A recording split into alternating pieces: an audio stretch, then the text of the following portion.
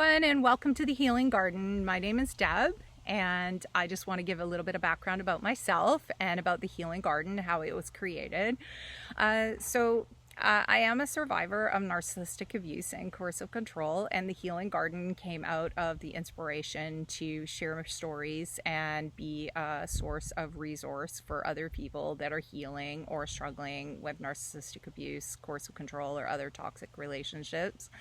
And I journaled a lot when I was healing myself, and so I wanted a place for those journal entries to be. I don't know whether it was just that I wanted to share my stories or that I wanted a place for myself so that I could see all of my journal entries. And so anyways, the creation of the Healing Garden came to be, and they've turned into the blog entries. And now, through the continuation of the blog articles, I do continue to do research. I have gone back to school. This is my topic that I am studying in school. And I plan to keep growing it as much as I can and bring as much awareness to this insidious form of abuse. So that's kind of where the Healing Garden stemmed from. And I do want it to be a safe community for those who are healing or struggling with abuse to be able to go to. I found that when I was healing, I would find resources here and there and everywhere. So I'm kind of looking to be like a central source for people to go to so that they can have a focal point to go and just, oh, this blog article really resonates with me today, or this is what I'm going through. I know there's some people that are going through separation or divorce, or they're in family court, or other people, maybe they were the other woman in a narcissistic affair, or they're just recognizing what the manipulation tactics are, and they need to know what certain manipulation tactics are. So I really have tried to cover everything, and I will continue to keep doing that. One of the questions that I did want to cover is just for people that ask, well, why didn't you just leave? Well, I just want people to understand that it's not as easy as just opening the door and walking out and starting a brand new life, especially when you have children. So the other issue too is that you may be looking at it from the perspective of an egalitarian relationship where both partners are working and both partners can contribute and they share, many of the tasks and things like that. But this isn't the case. So in order to understand this question, people need to take a step back and they need to look at the situation. And especially if there's coercive control and financial abuse involved, it's going to be a very difficult situation for somebody to get out from underneath. So first of all, if you do have young children, the priority of your children is going to be the central focus for any good parent. Well, so you don't want to disrupt that. So many people stay as long as they possibly can, or until they just can't stay any longer.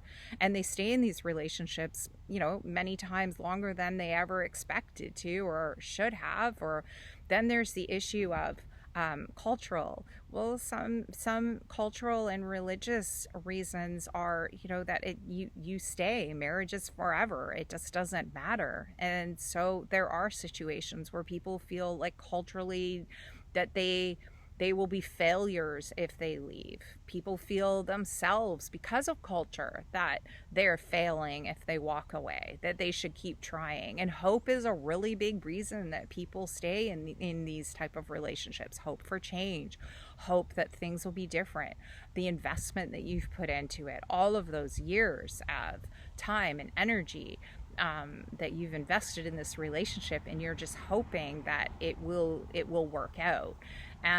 And then once you get through all of that, there is trauma bonds. So there's the emotional end of it. For a lot of victims, they are trauma bonded psychologically to their abuser or to their partner, and it is very difficult to get out.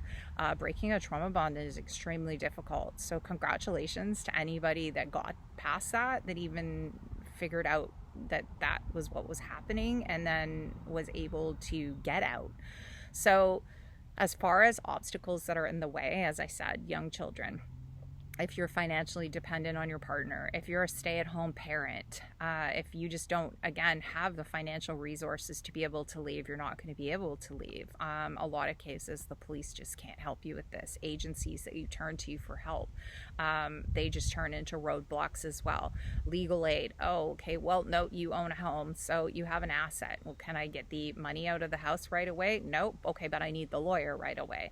So maybe you're lucky enough and you get sent off on a slip. They give you to go interview a couple of lawyers for free, and you meet a really nice lawyer, and he says to you, it's okay. They're not working pro bono, but they are working for you, basically, that they know you have an asset, and when that asset sells, they know they're going to get paid.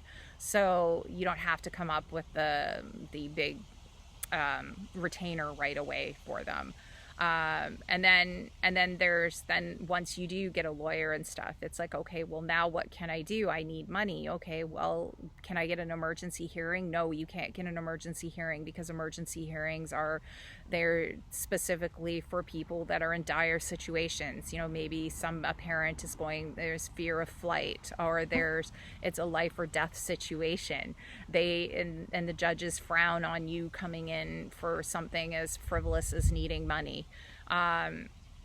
So then again, you turn to the agencies in town, and they say, they looking like through shelters and things like that. And in some cases, even people that go to shelters, if they have a home to live in, the shelter, they'll keep them there for a few days. But if they have a full-time job and things, they've been asked to, we have to make room for people that have nothing, like that are destitute.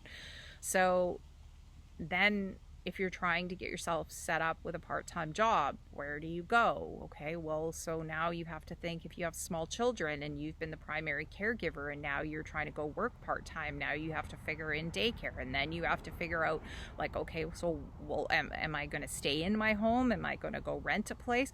Okay, now I'm going to go rent a place. Well, then that becomes another roadblock, because renting a place requires a letter of employment. Renting a place requires first and last month's rent. If you don't have first and last month's rent, I have heard of some landlords that will take you in as long as you can provide 6 months to a year worth of cash up front. Well, if you can't provide first and last month's rent, how are you going to provide 6 months or a year? Do you see, like, one snowballs into the other? And then this is how some women or men end up feeling completely and totally defeated. So why people don't leave is a very complex situation that doesn't have one answer. It does have a snowball effect that leads from one thing to the other. There is a situation too where if you need to get to your job now, and you've been driving the family car that you always drove, and well, now that's not available to you anymore because it was in your partner's name, and he owns it, and now he's taken it back, and the police can't do anything for you except offer you sympathy, and now you're left with no vehicle. And then then you have the threats, and if you do this, I'm going to do that to you, and then there's the, if you were financially dependent on them, you could, you lose your access to your financial resources, such as your bank account. Your joint bank account, well, it's fine, you can still have a joint bank account, but if he's now putting his paycheck into his own personal bank account, now the joint bank account doesn't mean anything anymore, because if you're not working, you're not putting anything in there. So you can't take something and bleed when the well is dry. You can't take anything out of it.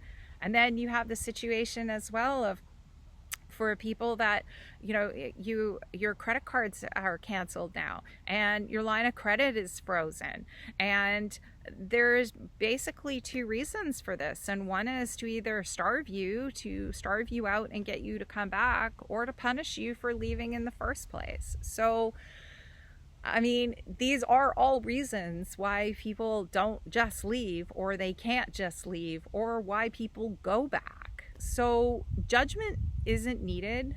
Compassion is, empathy is, and the system and the structural system in society and awareness, that all needs to change. Those are things that really do need to happen.